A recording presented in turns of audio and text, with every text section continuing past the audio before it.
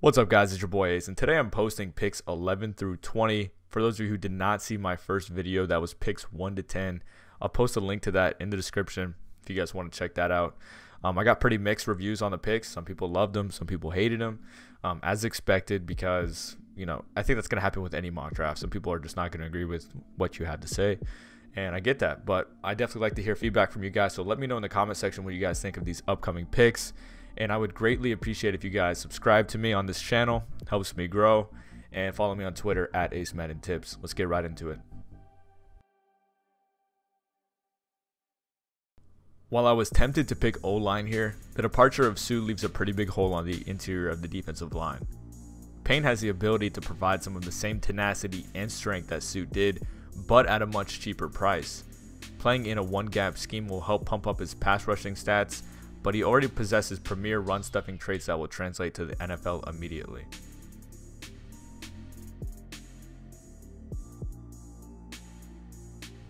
If a GM could order a quarterback on a menu, Josh Allen is exactly what they would look like.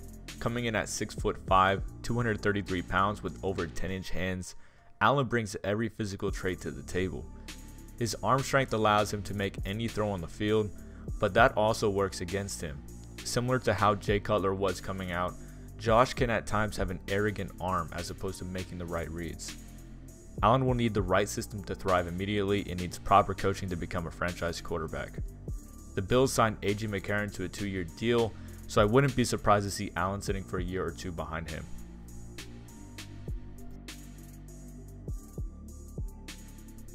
A player like Vita Vea would have been valued much higher about 15 years ago when the NFL was more run heavy. However, his combination of strength and athleticism is very, very rare and reminds me a lot of Vince Wilfork, a complete space eater who is best utilized as a nose tackle in a 3-4. Unlike Wilfork, Vea has the flexibility to line up along the defensive front and even played some outside linebacker at Washington, which I'm not encouraging at the next level.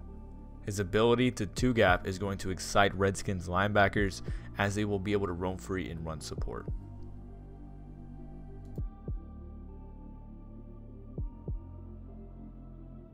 I've seen so many Packers fans clamoring for a pass rusher such as Marcus Davenport, but I honestly don't see him as a good fit here. However, Denzel Ward is an excellent fit. He is an absolute stud cover corner who can be utilized outside or even in the slot. He has elite athleticism as he posted a 4.32 40 at the combine, which shows he has elite speed to keep up with quick, twitchy wide receivers in the slot.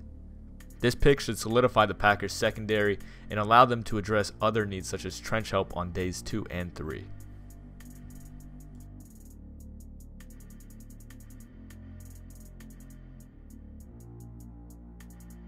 The Cardinals are a team with a lot of holes to address going into this draft and very well could be in the cellar of the NFC West next season. But one thing they can do to energize their fan base and team is to inject youth, speed, and athleticism at the quarterback position with Lamar Jackson. Sure, the trends and stats say that quarterbacks who run around a lot often don't have very long or successful careers, but it doesn't mean it can't happen. Lamar's home run ability is reminiscent of Michael Vick, which I'm sure many of you are tired of hearing by now. The pairing of him and David Johnson could be a very explosive tandem in a couple of years, or even if Bradford goes down with an injury this year.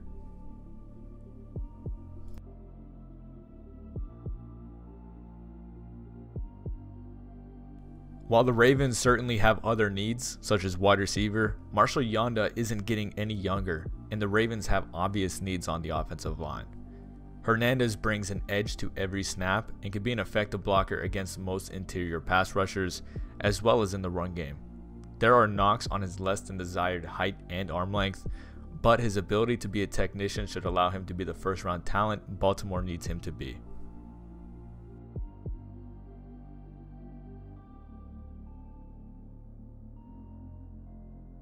The Chargers have a pretty weak linebacking core and could definitely use Evan's speed behind a talented front four. He has the build of a more modern-day inside linebacker, which will be extremely helpful as more NFL teams deploy their running backs in the pass game.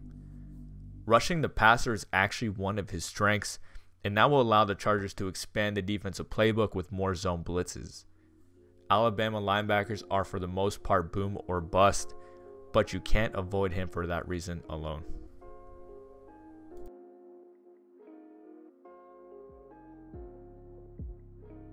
It's time to invest some serious draft capital into the offensive line and protect the franchise in Russell Wilson. With the Rams' Aaron Donald and now newly signed Ndamukong Suh, the Seahawks are in a division with a lot of interior defensive line talent. Wynn can definitely be that guy who bolsters the interior of the line with his technique. He was a bulldozer of a guard for UGA and is in part one of the reasons why the two running back prospects look so good coming out this year. He also has the ability to play as a swing tackle if need be.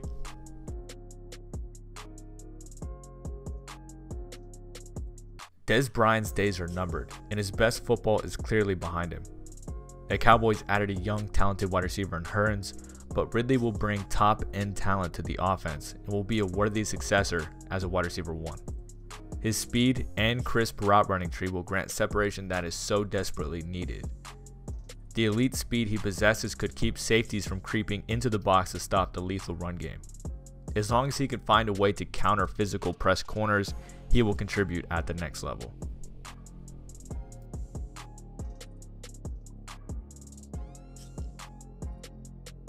You just know new head coach Matty P is going to go with the first round defensive talent. Marcus Davenport is overall pretty raw, but Patricia has the brainpower to shape and mold this guy into the stud defensive end the Lions crave on the opposite side of Ansah. He can likely bulk up another 15 to 20 pounds and not lose much of that top tier explosiveness that was really displayed at the NFL Combine. Give this guy time and he could flourish in Detroit. So that's it for the video, guys. That was picks 11 through 20. Please drop a like if you enjoyed it. Subscribe for more videos like this. And I'll be trying to post a remainder of the first round sometime this weekend. Hopefully I can get around to it. Let me know in the comment section what you guys thought of these picks. I enjoy all of the feedback, and I will see you guys later.